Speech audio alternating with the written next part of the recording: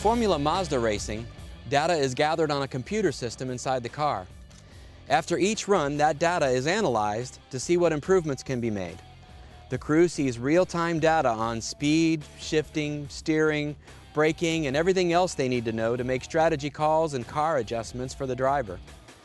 Back at the racing shop, all of that data is used to create graphical displays and statistical measures to describe the data. During the off-track time, the crew chief interprets the data collected during practice sessions or races and makes adjustments to prepare for the next session. The crew chief uses the same plots and graphs and measures of center and variability that you are learning to use right now.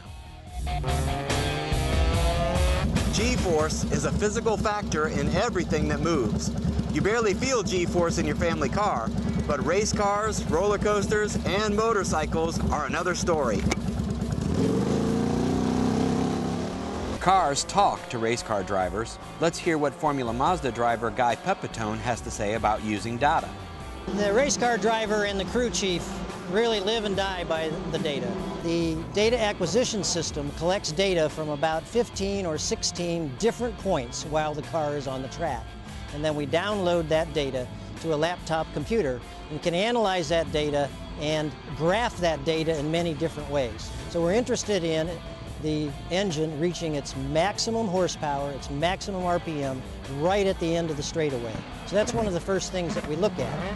And we generally graph that with the x-axis, the horizontal axis, being time in seconds that we're out on the track. The vertical axis will actually have two scales on it. One will be speed and one will be engine RPM. We'll graph those two graphs on top of one another, and then we can compare speed versus engine RPM. And the wind is just something you can't do anything about, but you can adjust the top speed of the car accordingly. If there is no wind, it's a neutral condition, and that would yield one gear ratio result. Say a ratio of 26 to 26, 1 to 1.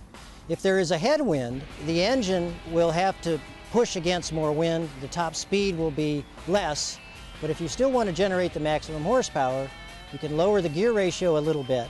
So that would be, say, a ratio of 25 to 26, say about 0.95 or so instead of 1 to 1, and that will let the engine rev higher at the lower speed that you're going to be able to attain. If you have a tailwind, though, you want to be able to take advantage of that.